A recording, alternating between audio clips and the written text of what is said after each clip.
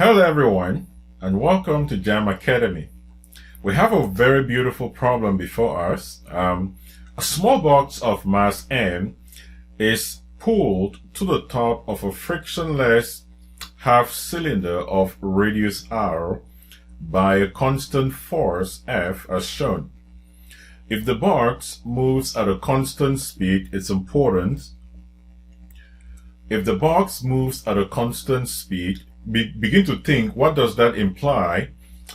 Now, the work done by the constant force, we are asked to calculate the work done by the constant force F to move the box from the bottom to the top of the half cylinder. Remember, the speed is constant, and if the speed is constant, it means that the sum of forces in any direction is zero. So the very first thing that we have to do is to draw a free body diagram of the forces acting on the box. We have three forces acting on the box. One, we have the normal force. This is Fn.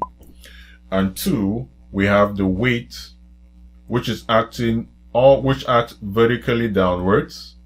I'm going to call this mg, the weight of the box.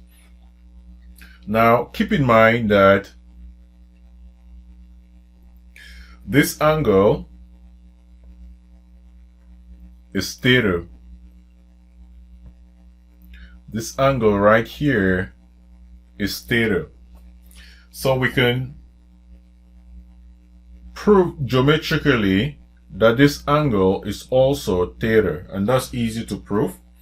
I recommend that you can do this as an extra credit homework and bring it in class, and you will be awarded some extra credit points.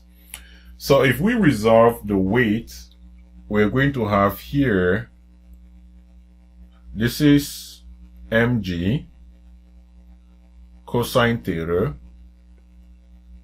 This is mg, the sine of theta.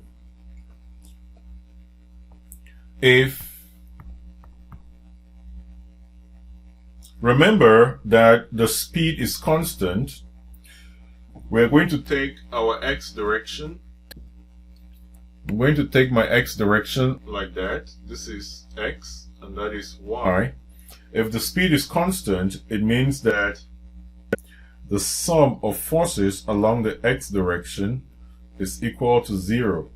In other words, F minus mg cosine theta will be equal to 0, which means that F is equal to mg cosine theta. So this is the magnitude of the force F.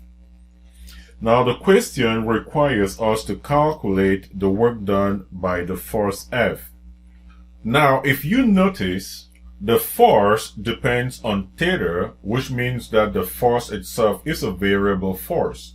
Now, the work done by any variable force is given by W from 0 to x, F dot dx. This will be equal to the integral of F dx, which is equal to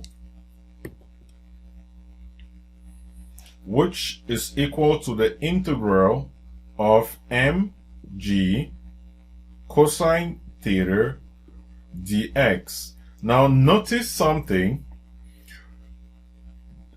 F is a function of theta, so we could not integrate theta with respect to x. So we have to convert dx into d theta. Now, what do we note? Dx is actually an arc length, which means that dx is equal to r d theta.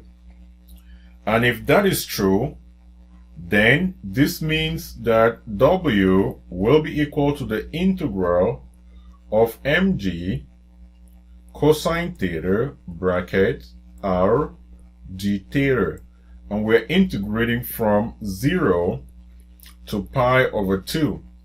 because we're integrating from the bottom to the top, and when the box is at the top, theta is actually pi over 2. So this becomes mgr, the integral from 0 to pi over 2 cosine theta d theta.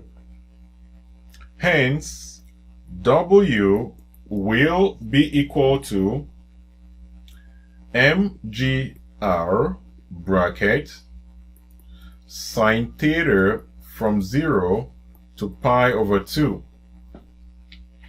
Now the sine of pi over 2 is 1 and the sine of 0 is 0, so this will be equal to mgr. This is equal to the work done by the force F. So please, if you have any question or any problem understanding or any difficulties understanding this problem, do not hesitate to ask in the discussion forum below, and we will be able to help you. Remember that F is a variable force, and therefore we will use an integral to calculate the work done by F. I'm going to do another example on this very concept so you could actually crystallize it in your minds. Thank you so much and have a wonderful day. Bye-bye.